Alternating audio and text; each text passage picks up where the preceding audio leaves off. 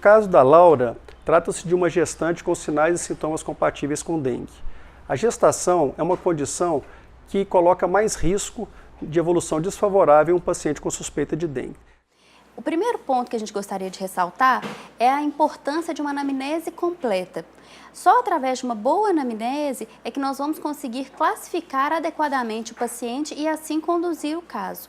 Nesse caso específico, a Laura é uma gestante, então ela automaticamente já seria classificada como grupo B, e também devem ser investigados exaustivamente os sinais de alarme para dengue. No caso da Laura, a gente já a classificaria como grupo C devido à presença de dor abdominal.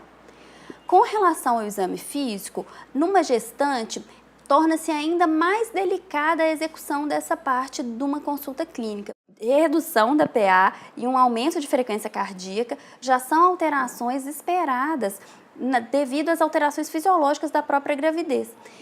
Contudo, essas mesmas alterações podem indicar um quadro inicial de choque, de instabilidade hemodinâmica, que a gente deve ficar muito atento e, por isso, acompanhar tão de perto essas gestantes ao longo da evolução do quadro delas.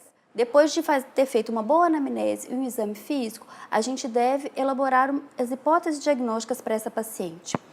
Com esse quadro febril e considerando também a epidemiologia da cidade dela, que estava enfrentando uma epidemia por dengue, a nossa primeira hipótese diagnóstica é um quadro de dengue mesmo.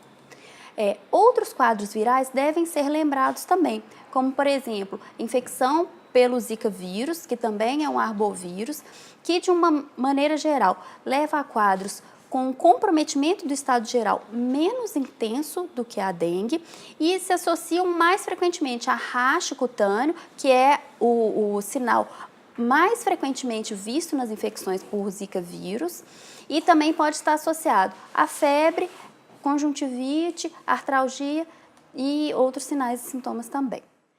Então, um outro diagnóstico diferencial é a pré-eclâmpsia, que a gente deve sempre pensar numa gestante com um quadro de mal-estar, com elevação de PA, mas especificamente no caso da Laura, a presença da febre fala contra esse diagnóstico, geralmente não é um quadro febril.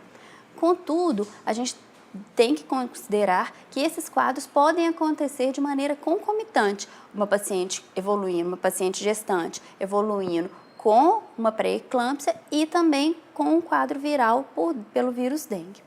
Diante dessas hipóteses, como que a gente manejaria essa paciente? Primeira coisa é pedir a propedêutica.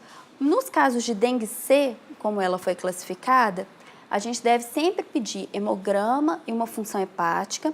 E para avaliação da hipótese de pré-eclâmpsia, a gente deve avaliar proteinúria e outros exames para afastar a presença da síndrome HELP também.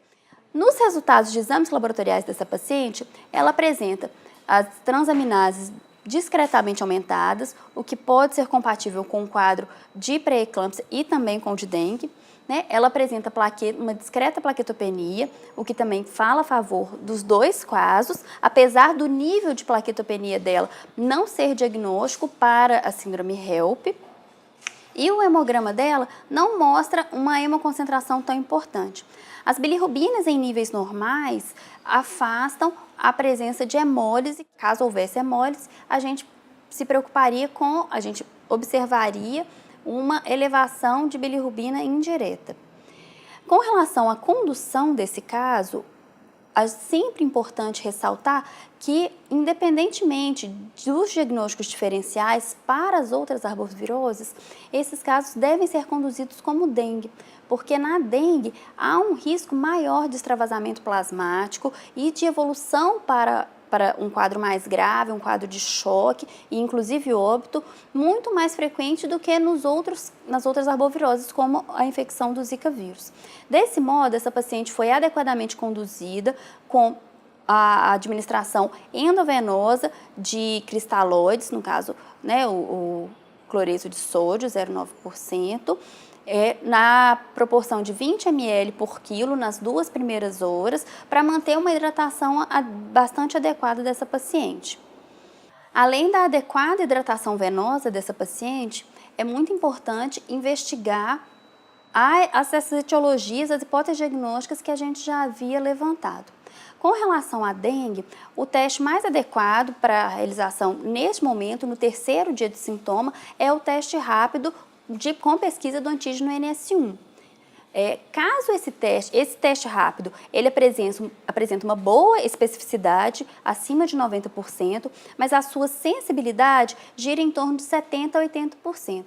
Deste modo, mesmo que se tenha um resultado negativo, tendo-se uma suspeita diagnóstica importante, né, e forte, como no caso da Laura, que tinha uma clínica compatível e uma epidemiologia compatível, essa paciente deveria continuar sendo conduzida como dengue e deveria realizar a sorologia a partir do 5º dia de doença, que é quando os níveis de anticorpos específicos para a dengue, os níveis de IgM específicos para a dengue, já estão em ascensão e aí podem ser detectados pelo exame sorológico. Para a investigação da infecção por Zika vírus, o exame indicado é o PCR, a reação em cadeia da polimerase para a Zika vírus. Por se tratar de uma gestante e haver esse diagnóstico diferencial entre pré-eclâmpsia e uma infecção por uma arbovirose, mais possivelmente dengue, a avaliação contínua dessa paciente torna-se extremamente relevante para ir se diferenciando esses quadros.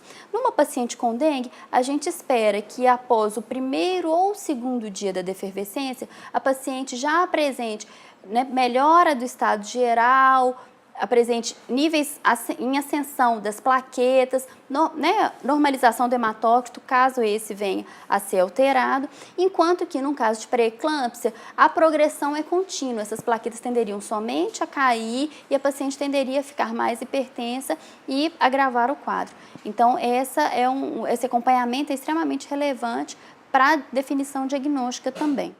O caso da Laura ele é interessante, pois discute também as potenciais complicações da dengue para uma gestação.